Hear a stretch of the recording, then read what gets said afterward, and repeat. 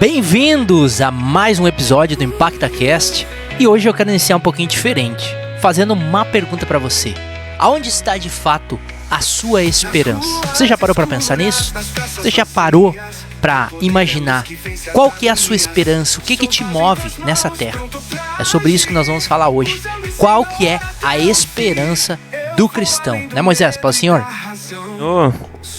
É uma alegria estar aqui mais uma vez e certamente aquilo que depositamos a nossa esperança é aquilo que tem grande valor para nossas vidas. Então, é esse tema tão importante que nós vamos trabalhar aqui no dia de hoje. Justamente isso. Exatamente a questão de estar ligada também a sonhos, né? Hoje a gente vê falar muito no nosso mundo físico, no nosso meio comum social, a respeito de sonhos, né? Eu tenho sonhos. É bom ter sonhos, é bom ter planos para esta vida, mas a gente sabe que esses sonhos que é uma esperança que nos move. E nós que entendemos que somos filhos de Deus, que nascemos em Cristo Jesus por meio do seu sacrifício, nós temos uma esperança que nos move.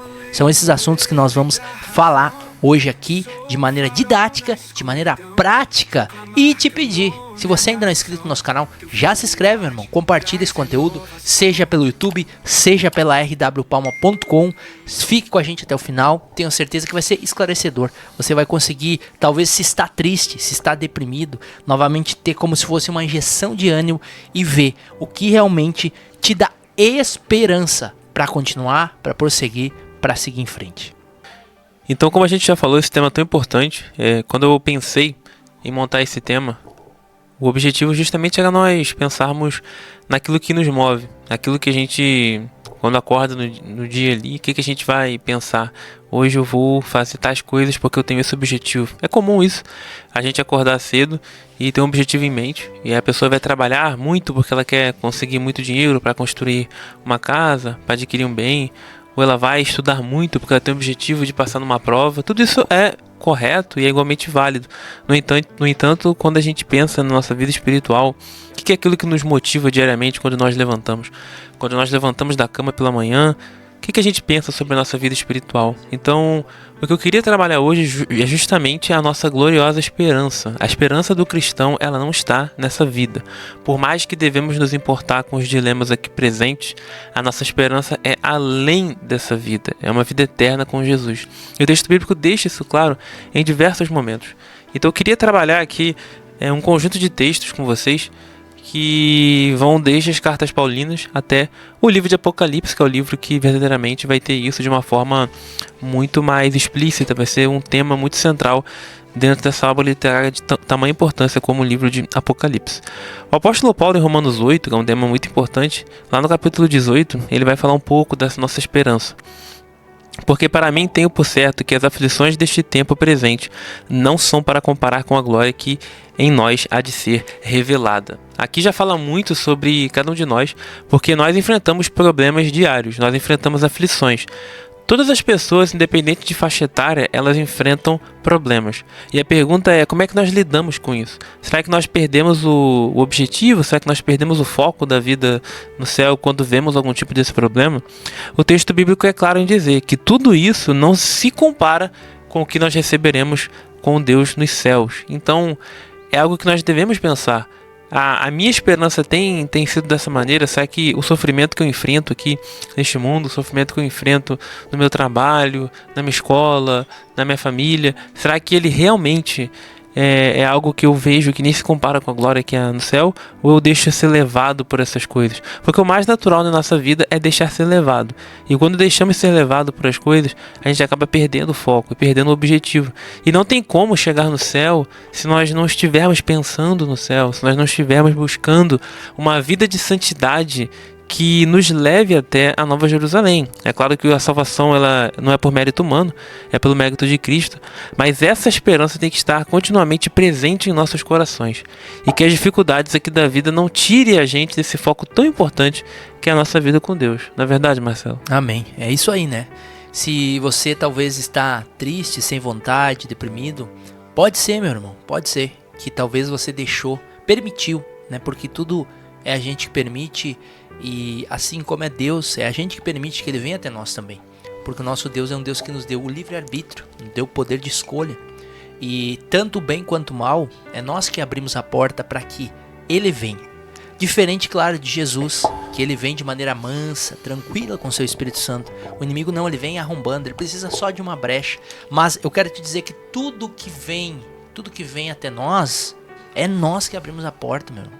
É nós que buscamos, é nós que damos liberdade.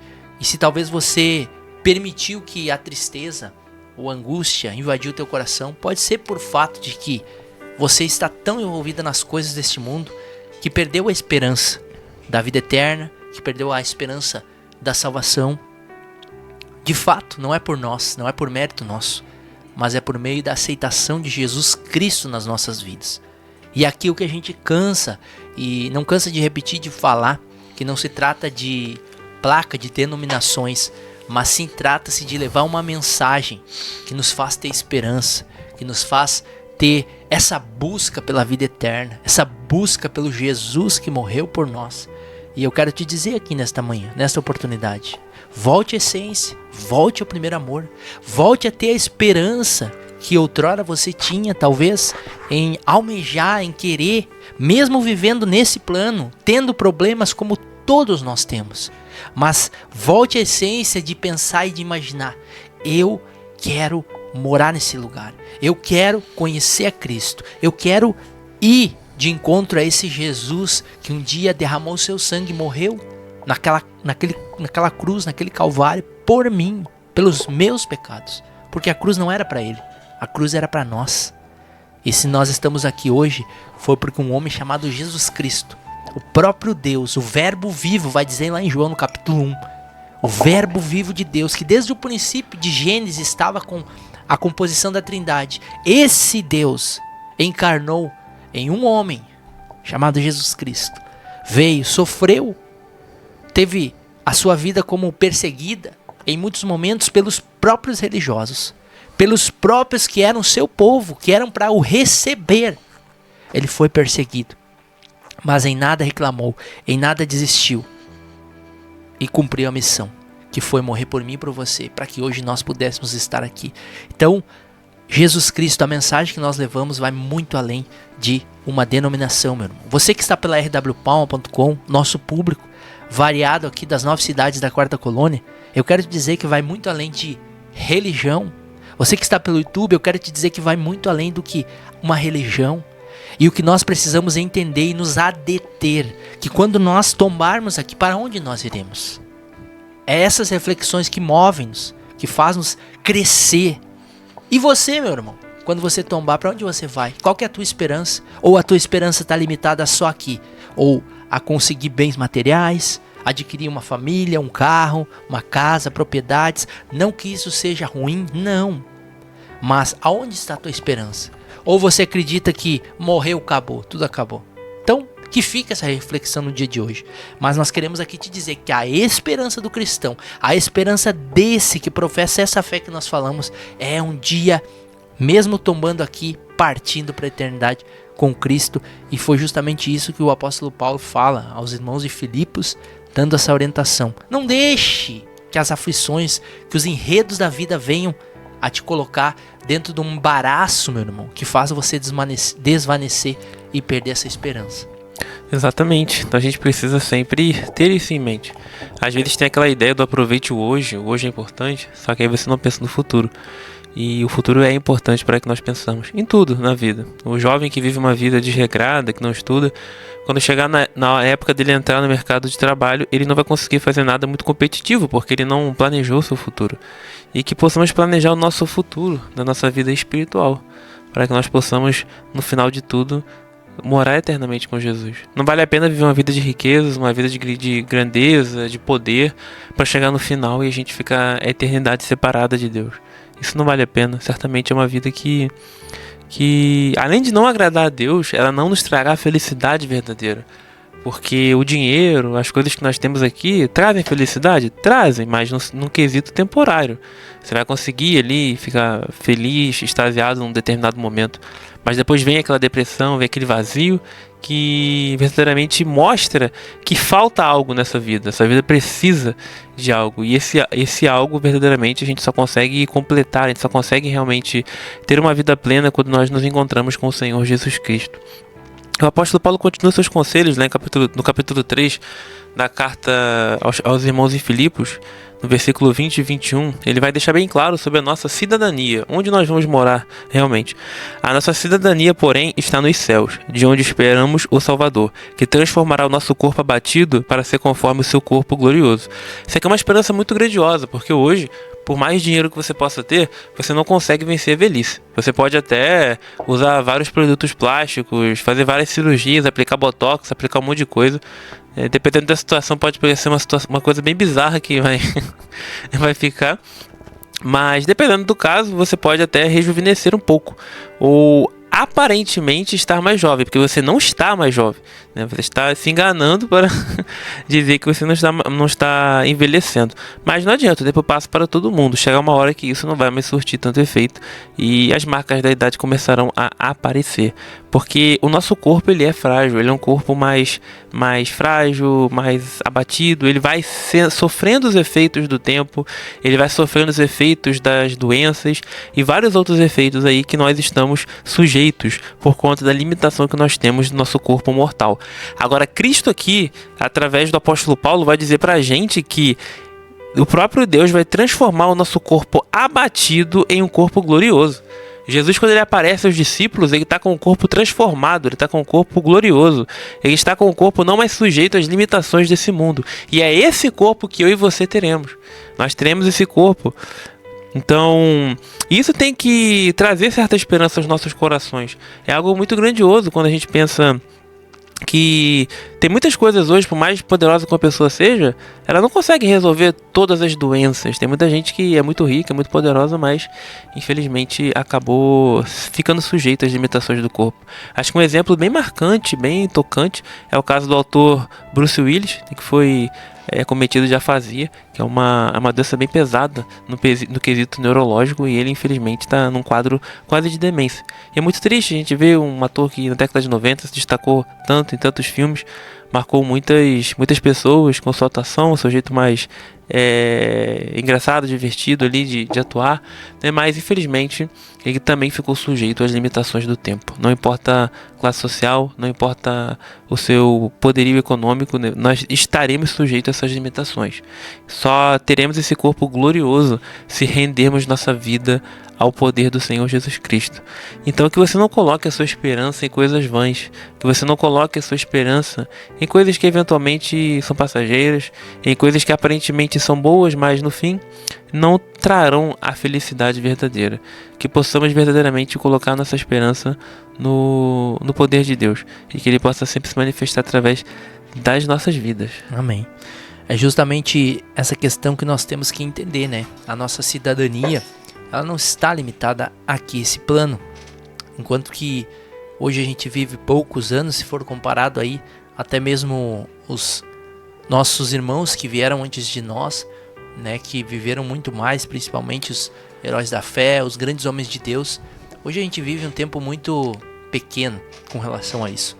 Mas ainda mesmo assim, nesses poucos anos que nós vivemos aqui, nós temos o poder de escolha. Nós passamos sim por lutas, tribulações, tristezas, e não imagine você que a vida com Cristo é algo que é só mar de rosas. Na verdade, sim, em muitos momentos sim, quando a gente vê hoje um evangelho fácil, um evangelho de somente bênçãos, somente Deus vai te dar. Só que na verdade o que leva ao céu é o evangelho verdadeiro, é o evangelho da cruz, que nos faz renunciar a esse mundo, que renunciar aos nossos desejos, muitas das vezes que estão atrelados a esse mundo.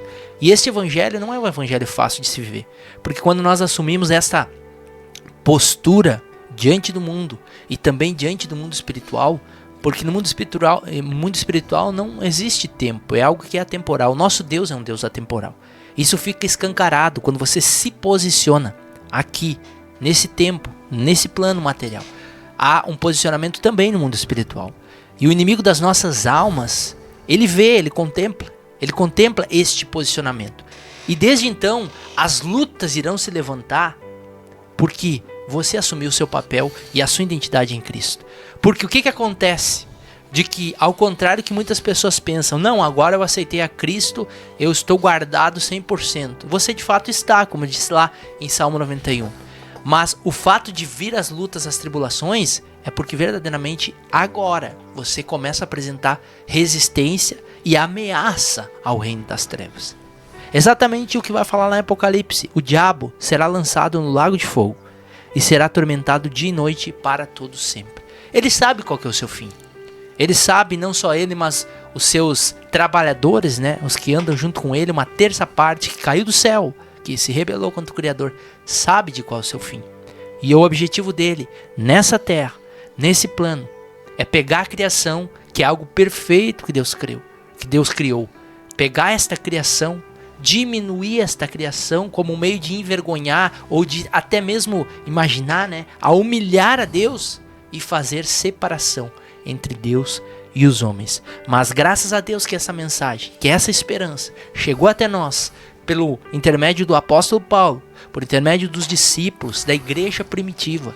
E hoje nós estamos aqui entendendo e assumindo a nossa posição de filhos do Deus vivo, assumindo a nossa posição de combatentes, de resistência ao reino das trevas. E se você talvez está enfrentando lutas, dificuldades, eu quero te dizer, permaneça obedecendo a palavra. Permaneça nessa verdade, nessa esperança que é o céu, meu irmão. Que é a esperança de um dia estar com Cristo. Você que nos ouve pelo rádio, pelo telefone, permaneça nessa esperança. Saiba que tudo isso aqui vai passar. Talvez essa dor que você está sentindo no corpo físico, na alma. Talvez esse desânimo que nem antidepressivos, nem remédios nenhum possam passar. Isso tudo vai passar. Agora, se tem uma coisa que não passa, é a eternidade. E é na eternidade que Jesus nos fez essa promessa de esperança, que é ter, como Moisés acabou de ler aqui, o nosso corpo glorificado, restaurado novamente à origem, ao início, e habitarmos com Ele para todo sempre. Tudo passa. O que não passa é a palavra de Deus e as promessas que Ele fez para mim e para você. Certamente essa questão da luta é muito importante. Essa luta, como o Marcelo falou, a gente enfrenta muitas dificuldades. E o livro de Apocalipse ele vem para trazer um conforto quando as situações estiverem em proporções gigantescas, que é o que a gente vê ali. Por mais que o livro de Apocalipse ele tem para nós um significado futuro, muitas das profecias ali, nós como pentecostais entendemos que ainda vão acontecer, não tem como negar que para as pessoas que receberam esse livro no primeiro momento, ele teve um significado muito importante com relação ao domínio do Império Romano. Então, o livro de Apocalipse é uma obra literária de altíssima qualidade, que vai trazer pra gente uma visão muito interessante. Então o Marcelo leu pra gente a questão de que o diabo será lançado no lago de fogo, e deixa bem claro, né, que o nosso adversário um dia terá o seu fim, será exterminado. E o livro de Apocalipse mostra, por mais que Roma ela domine toda a região, ela domine com a sua corrupção, domine com o seu poder, domine com sua influência o mundo ainda é do Senhor Jesus Cristo. Amém. Então a mensagem de Apocalipse é exatamente essa, para eles não esquecerem, vocês estão vendo aí, a Roma é muito poderosa, tem a besta, como eles vão usar uma série de imagens que, para aquele público fazia bastante sentido, essas imagens funcionavam muito bem dessa forma, mas embora nós as interpretamos hoje de uma outra forma, e para aquele público, quando eles olhavam essas imagens, né, Cristo derrotando essas forças do mal na batalha de Armagedon e várias outras batalhas que nós vemos nesse livro, o diabo sendo lançado no lago de fogo, nós vemos que Cristo é quem reina de fato, aquele que trouxe as tribulações, como o caso de Satanás, aquele que trouxe problemas para os cristãos, está sendo exterminado de uma vez por todas. Cristo mostra para a gente no último livro da Bíblia que o mal um dia será eliminado por completo. Então o Apocalipse 21, que é quando fala da Nova Jerusalém, deixa isso muito claro. Ele trabalha nos primeiros versículos sobre como o mal será eliminado de uma forma geral do mundo, como ele será eliminado por completo. No versículo 4 e 5, ele trata de um assunto mais pessoal, porque por mais que o mal exista no mundo, dependendo da situação, ele pode ou não nos afetar. Então, quando nós vimos ali catástrofes na natureza, como essa que aconteceu no Paraná, a gente vê que é algo terrível, algo maligno, mas essas coisas tecnicamente não nos afetam diretamente, a gente que não está naquele lugar. Mas em muitas situações o mal ele nos afeta de uma forma direta, como a gente vai ver em situações que nós enfrentamos problemas, as chuvas que ocorreram no Rio Grande do Sul no ano passado, que afetaram muitas pessoas de forma direta aqui na região. Então, a gente sofre os efeitos do mal na prática também. E o livro de Apocalipse mostra exatamente o que Jesus vai fazer com aqueles que sofreram esses efeitos e mesmo assim permaneceram fiéis à sua palavra. E o texto vai dizer: ele lhes enxugará dos olhos toda lágrima, e não haverá mais morte, nem pranto, nem clamor, nem dor, porque já as primeiras coisas são passadas. E o que estava sentado sobre o trono disse: eis que faço novo todas as coisas. É muito interessante, porque mostra como o próprio Cristo vai limpar dos nossos olhos a lágrima, vai limpar qualquer tipo de tristeza, qualquer tipo de mágoa que o mal acabou fazendo com as nossas vidas. Então, em Cristo nós teremos verdadeiramente essa esperança, esse renovo, essa vitória contra o mal de uma forma aniquilá-lo por completo e confortar os nossos corações. Então, quando você vê alguma injustiça no mundo, algo que infelizmente magoa a gente, uma injustiça no ambiente político, no ambiente de trabalho que você vive, e não tem como fazer nada, não tem como resolver, saiba que independente de todo esse mal que nos rodeia tão de perto, Cristo ainda reina. Cristo ainda está reinando e Cristo um dia reinará com toda a plenitude. Hoje o seu reino, por mais que já esteja entre nós, ele não está pleno, porque infelizmente o pecado ainda nos rodeia tão de perto. Mas um dia, como diz o texto bíblico, todo esse mal será eliminado por completo. Cristo reinará para sempre. E toda tristeza, toda lágrima, toda mágoa, toda ferida, tudo aquilo que foi feito de mal para com as nossas vidas será eliminado para sempre. Essa é a nossa gloriosa esperança. Amém. Glória a Deus. O que nós precisamos entender, meus queridos, é o fato do que o salmista vai dizer lá no Salmo 115, 16, que vai dizer assim: os céus são os céus do Senhor, mas a terra ele deu aos filhos dos homens. De fato, nós temos esse poder, essa deliberação que o próprio Cristo, o próprio Deus Criador deu a nós. Nós temos que sim nos posicionar, e ao contrário de que muitos vivem hoje, que muitas das vezes parece como se fosse um veleiro, um barco à deriva, que vai para onde o vento sopra. Nós que entendemos e conhecemos o Evangelho, e você também que ouviu falar e creu e aceitou, nós temos que ser aqueles que dão o prosseguimento, dão a direção, porque Cristo é o leme do nosso barco. Cristo é aquele que dá a direção. E ao contrário do que muitos pensam, estão à deriva, deixam todas essas setas afetar a sua vida. Mas aquele que de fato, verdadeiramente, eles precisam buscar para dar sentido, para ter esperança, não buscam. Então o que nós queremos deixar para você aqui nesse episódio, que fala a respeito da esperança do cristão. Se você talvez se encontra numa situação dessa, ou já se encontrou, que você possa ser um instrumento de Deus para semear, para contar a sua experiência, para falar às pessoas que, ao contrário de um barco sem direção, nós somos aqueles que o Senhor, por meio do seu Espírito, da sua palavra, nos dá a direção, nos traz a esperança. Como eu li nesse Salmo 115, Deus deu a nós o domínio sobre a terra, o domínio sobre as nossas vidas. O problema hoje é que o ser humano, infelizmente, ao contrário de aquilo que Deus imaginou para nós, que seria atrair essa presença para a terra, para cultuarmos como oferta de sacrifício, muitas das vezes o ser humano está atraindo o inimigo das nossas almas. Tantas coisas que nós temos visto hoje: rituais, pecado, concupiscências, iniquidade, coisas assim, que o ser humano está praticando, o próprio ser humano está chamando o inimigo das nossas almas. E ele está habitando, ele está trabalhando.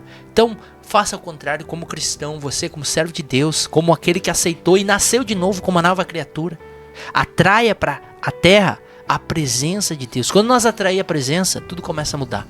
E como nós, como luzeiros, não existe escuridão onde existe a luz. Então seja você uma luz nesse tempo, uma luz nessa geração. E eu quero te dizer, volte a ter esperança. Tudo passa, mas a palavra de Deus e a sua promessa jamais passarão para as nossas vidas. Eu quero agradecer, Moisés, pela companhia, né? E você que quer continuar com a gente, nós continuamos aqui até 1h da tarde, falando mais um pouco sobre esse assunto pela rwpalma.com.